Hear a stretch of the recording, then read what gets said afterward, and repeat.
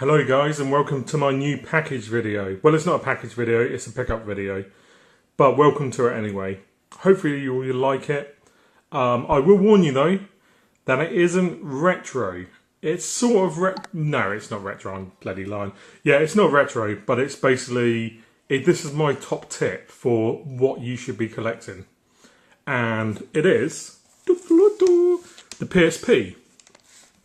Now, as some of you may know, I invested in a PSP Go, partly because I really wanted to believe that Sony would do good on their promise and deliver a format which would cater to my needs. Sadly, that hasn't been the case, and I probably will be getting rid of it, simply because if there's one thing that pisses me off, it's being expected to pay 35 quid for like a game which is normally £5 over recommended retail price, only to see the same game in a physical copy on play for like 8 quid.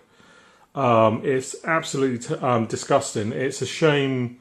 The problem is that Sony's games are perfectly good value for money. I think £16 for something like Little Big Planet, Gran Turismo when they all came out, that's perfectly acceptable. But when you've got third parties charging insane prices, I just don't think it's right. So I'm going to say goodbye to the PSP, and I've literally started buying some of the games that I had digitally, but I just basically want physical stuff.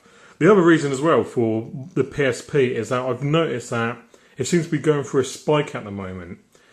Obviously, a lot of people aren't sure what's going to happen because of the NGP, and as a result, a lot of games are getting released which are rapidly going down in price very quickly.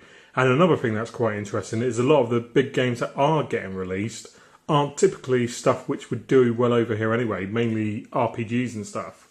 And they're always the sort of games that hold their value in later life. So, I'm looking at it in the long term as well. Anyway, enough of me rambling. I'll show you what I've actually picked up. The first game, Monster Hunter Freedom Unite. Yes, a sequel will most likely turn up later on this year. Hopefully there'll be some news on Captivate. But this is such a sodden good game. Yes, I've got it on my PSP Go.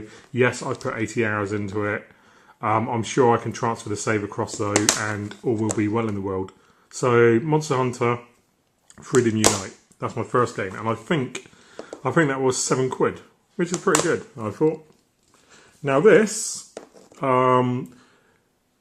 is called Metrum Wars. I think that's how you pronounce it, and it's a pretty good SRPG. I actually reviewed it ages ago. I really liked it. 3 quid. You know, that's like,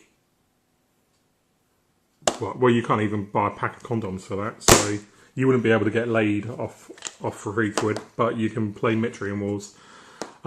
This is another particularly nice one, which again is getting quite hard to find now, particularly the PAL version, Disgaea. There's obviously a sequel which is really hard to get hold of, but I managed to get this in Game Station for a tenner. I thought, what the hell? Again, I've already got it on PSP Go, but now I can keep it forever, and if I do get bored of it, I can sell it, and then it will come back, and I'll probably buy it again. But it's an ace game. This is another one, good old CEX, Pinball Classics. Great pinball game. I do like pinball, and there's some cracking tables on this, and I paid 6 quid for it, so bargain.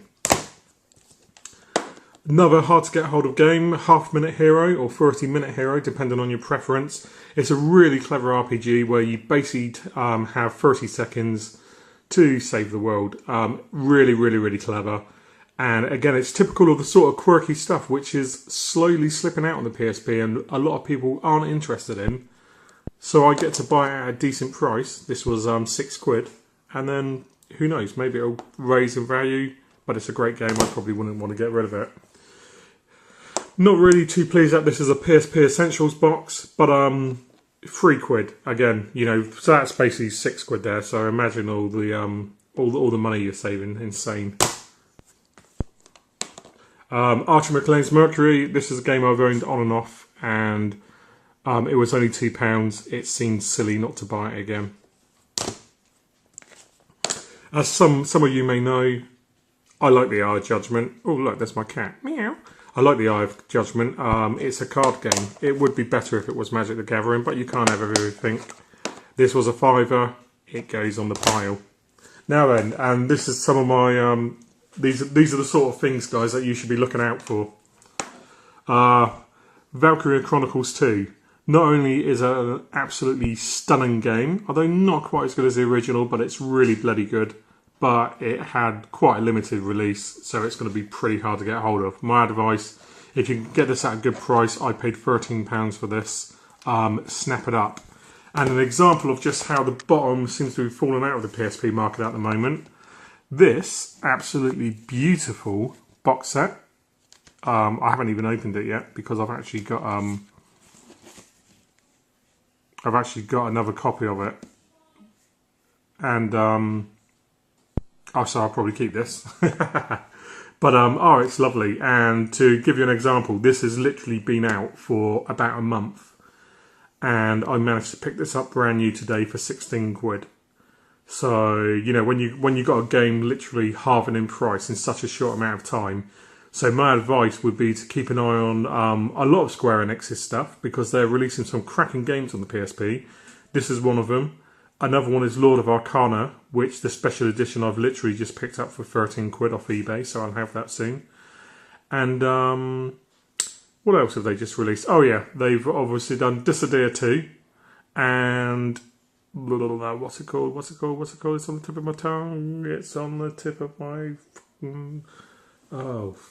Third Birthday, which is Parasite Eve 3. And again, that's in a nice box set. So my advice is, if you can pick them up, and if you see them at a decent price, get them. And another incentive is that, look, 50% off Vagrant Story off the PSP store. So it's the game that keeps on giving.